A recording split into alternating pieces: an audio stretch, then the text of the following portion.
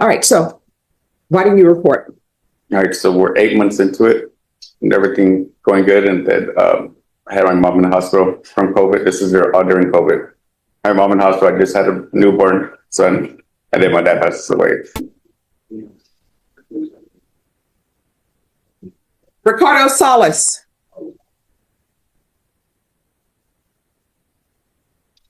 Are y'all ready to proceed on the motion?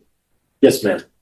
All right, the court is calling 2020 CR 10239 State versus Ricardo Solless. Can I have parties announced? Rick Pena for the state of Texas. James Doji for the Solless.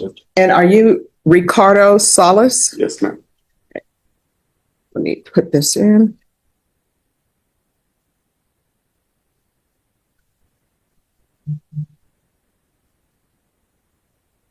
All right, did you review the state's motion to enter adjudication of guilt and revoke community supervision and state's motion to supplement pending motion to enter adjudication of guilt and revoke probation with your attorney? Did you understand that? Yes.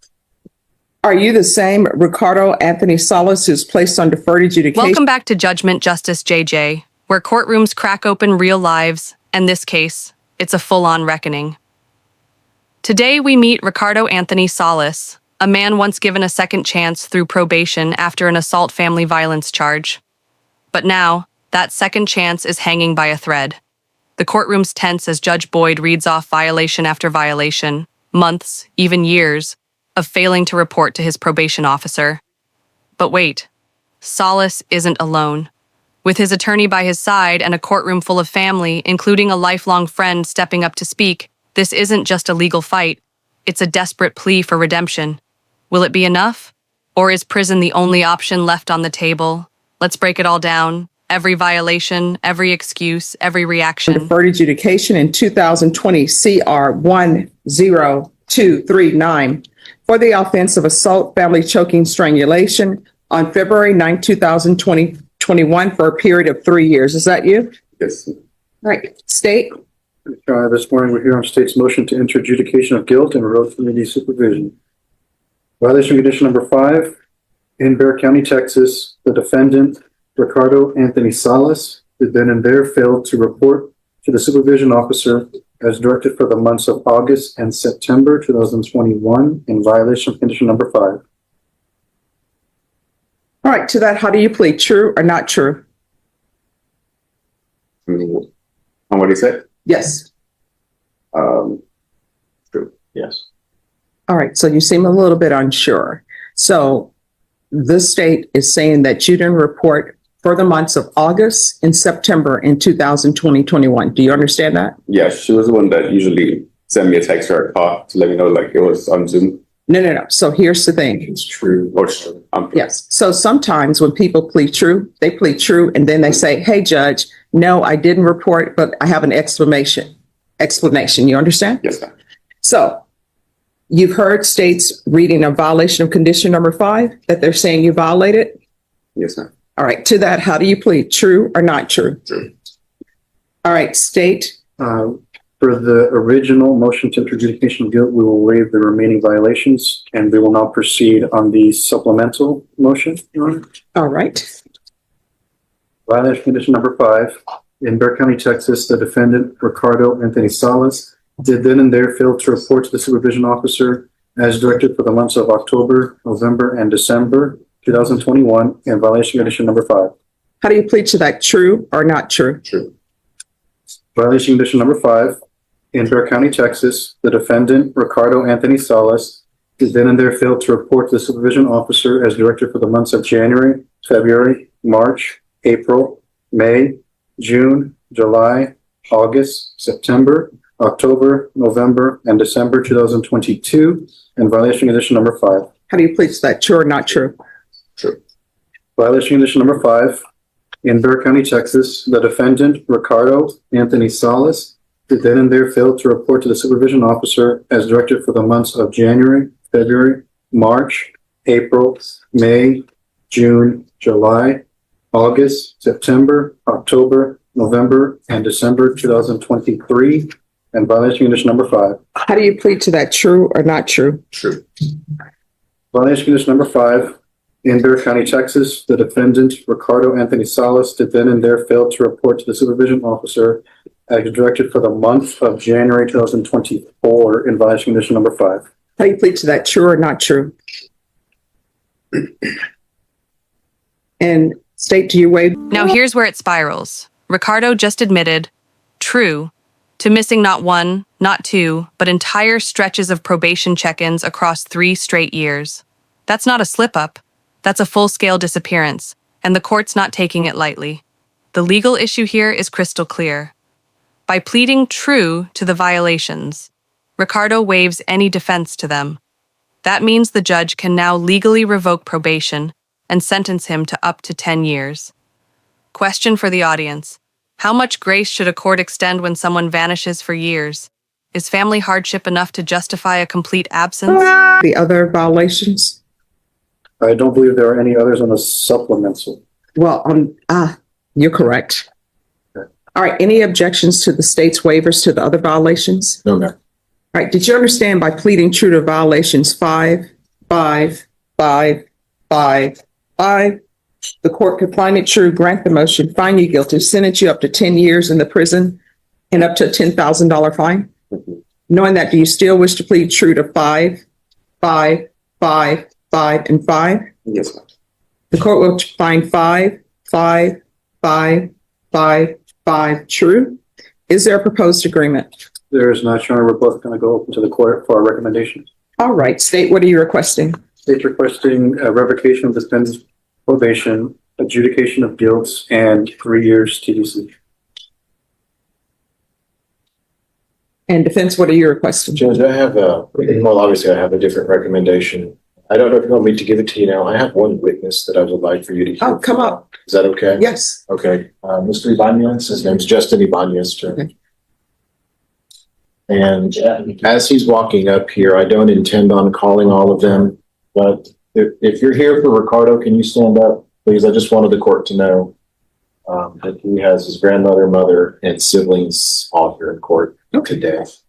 All right. And what is your name, sir? Justin Ibanez. All right. Could you raise your right hand for me, please? Do you solemnly swear or affirm the testimony you give will be the truth and nothing but the truth, so help you God? Yes, ma'am. All right. And if you can lower your hand. And you said Ibanez? Ibanez, yes. How do you spell the last name? Ybanez. All right. And yeah, on top of the N too. Okay. I don't know if the court reporter has that symbol she can put. All right. Defense, do you have questions, or did he just want to let the court know some information? He does, Judge. I just wanted to ask him this one question. Just if you could tell Judge Boyd, how long have you actually known Ricardo? Since elementary, if I could remember. Yeah, like 4th and 5th grade. A long time. Very long. So time. you have 15 years. Sorry, you have prepared a statement you would like to share with Judge Boyd about Ricardo? Yes, I do. Okay, good. You can do that. Good morning, Your Honor, and the people of the court. I'm here today for Ricardo Anthony Solless and to tell you the type of man he is. We both grew up together most of our lives, and I can say he is one of the most hardworking men I've known. He's very dedicated to his family, a great family man. Not only have we grown up together, but we've had similar tragedies. Both of our fathers have passed away just months apart. And as we are here today trying to follow in our father's footsteps, to try not miss a second of our children's lives by sending them away for so long will not be beneficial for him or his family, as it can have an effect on. Here comes the emotional punch. Ricardo's childhood friend Justin testifies, and his words are heartfelt. He paints a picture of a family man, hands-on dad, dedicated, present. But let's pause. Does good character outweigh repeated violations of court orders? Justin says prison wouldn't help Ricardo or his kids, and you can feel the room shift emotionally. The takeaway here? Courts often face a gut-wrenching balance, honoring personal growth versus enforcing public accountability. What would you weigh more, someone's past mistakes or their present support system? His kids, for the fact that he was always there, never missing a day of their lives, with Zoe doing cheer, Naya taking her to school every day, and being ultimate babysitter for baby Ricky. These past months have been very hard on the children, and I know that he can change his ways for the better, to be a better citizen and hardworking for his family and kids who he loves very much. Thank you, Your Honor. All right, thank you so much. All right, thank you. All right. Any objection to my asking a question? No objection from the state. All right, so this is what I want you to realize, and I keep an open mind when everybody's on probation, right? Yes. Because sometimes people have things that happen, and I understand. Where has he been since 2021? Because we're in 2025, and I want you to understand, he's on probation. Mhm. And the easiest thing to do is report. And I tell everybody, if there's an issue, you can always come to this court and discuss the issue with me. But according to what he's just played true to, nobody's seen him since 2021. And I understand when people are like, great, I'm living my life. I'm not picking up any new cases. But being on probation, there are conditions with that. There's no such probation where the probation is you're on probation and I'm just going to disappear, because otherwise, why do we have probation? Yes. So where has he been? Do you know? Judge Boyd is not swayed easily. She hits hard with a dose of reality. Probation isn't a free pass. It's a legal contract. And according to the timeline, no one's seen Ricardo since 2021. Think about that. Even his friend didn't realize the probation was still active. This raises a critical legal issue. Can ignorance or assumption about dismissal be a defense? Spoiler, not in the eyes of the law. Probation must be actively fulfilled, and the absence of communication doesn't make it disappear. Ben, do you know? He's been in the same place Mhm. since 2020, or he moved down the street to his dad's, and he's been working there. But did you know he was on probation? Did he let you know that? I did, but I thought it was dismissed because they stopped talking to him. They stopped reaching out. Okay. All right. Thank you so much for coming in and giving me some insight into him. I really do appreciate it. Yes, thank you. All right. Thank you. Any other witnesses? There are no other witnesses. All right. You can come forward. All right. So, Mr. Solless, Yes, ma'am. I appreciate the fact that your family is here. I appreciate the fact that you have witnesses who are coming in to support you, right? But the easiest thing to do when you're on probation is report. I mean, that's easy. And so the issues with you is any objection to the court reviewing the court summary? No, not at all. And I do have some comments for the court that I don't think appear in the summary at the appropriate time. Okay. Well, I'm just going to give you my thought process. And then, of course, I will still keep an open mind, right? So the problem is nobody's seen you since 2021. Mhm. And then according to the court summary, you haven't completed anything. Is there anything that you've completed on probation other than just, I didn't pick up any new offenses? Just the family violence class. All right. They're saying here that you have not completed the I BIP, did it. the parenting classes, or outpatient treatment. Okay. Can I just tell you my side of the story real quick? Do you have any objections to? All right, you want to raise your right hand? Do you solemnly swear or affirm the testimony you give will be the truth and nothing but the truth, so help you God? You can lower your hand, state your name for the record. Ricardo Solless. All right, so why didn't you report? All right, so we're 8 months into it and everything going good. And then I had my mom in the hospital from COVID. This is all during COVID. I had my mom in the hospital. I just had a newborn son, and then my dad passed away.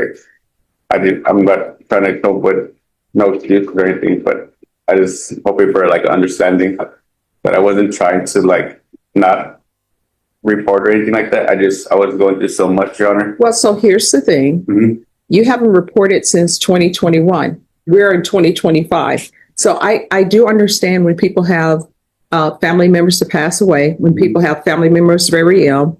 I understand when COVID was going on, but you didn't even pick up the phone in 2022. All right. And COVID. Okay.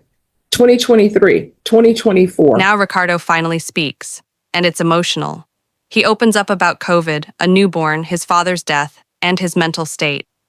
This isn't a man shrugging off responsibility, he's asking for understanding. But here's the legal problem. It's been 4 years. While tragedy may explain a few missed check-ins, it doesn't cover multiple years of silence and incomplete court-mandated programs. The judge even points out, he didn't pick up the phone once in 2022, 2023, or 2024. Question for you, does hardship justify legal noncompliance, or is that a slippery slope? 24. All you have to do was pick up the phone and call probation. I understand when people have issues that are going on in their life, but they haven't seen you since 2021. And according to this court summary, you didn't do the BIP course. This is an assault family violence case, so you need to do that. Okay. According to this, you didn't do the parenting classes, and you didn't do outpatient treatment. So have you done any of those? I started like 2 or 3 classes when I think of the Zoom meetings. Mm-hmm. Not too sure how far. I know I started right away.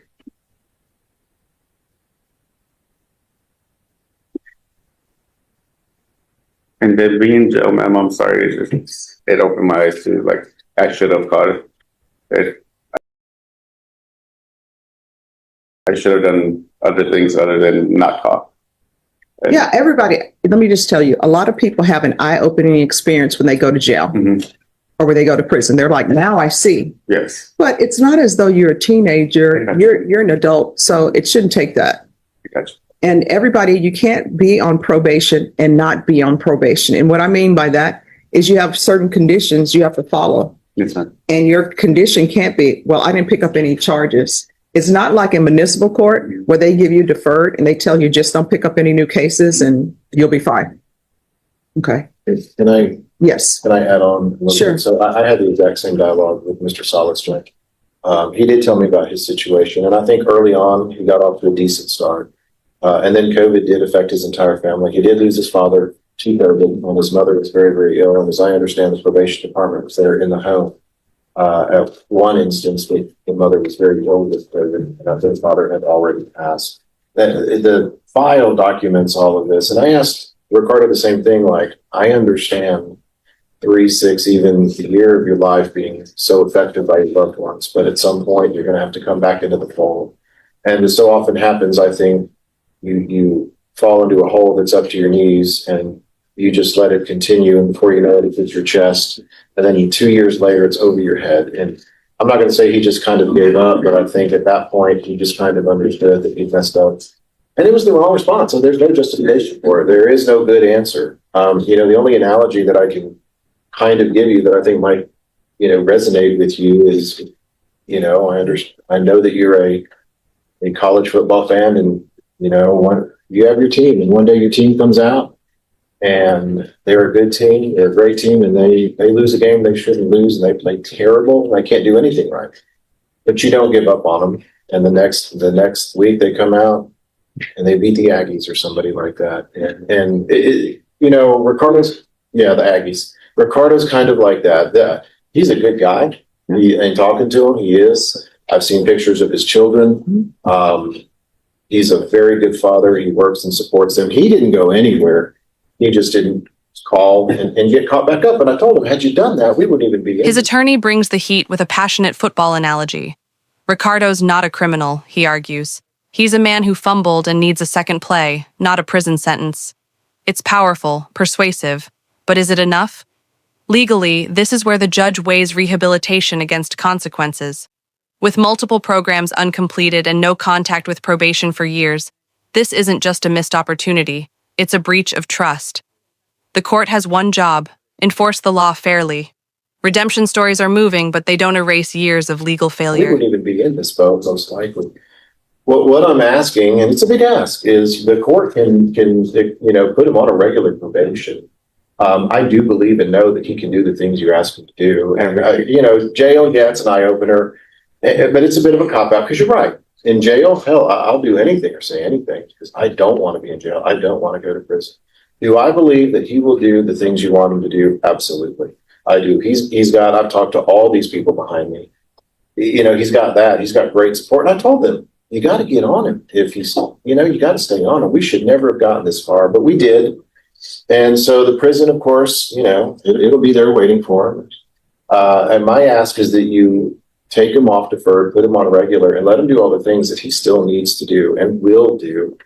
I can't explain his actions. I know part of the beginning, but the rest of it, he just screwed up. There's no excuse. He screwed it up and he knows it. But he wants to make it right, and I believe he can. And so I'm hoping the court kind of sees that in him and allows him to do that.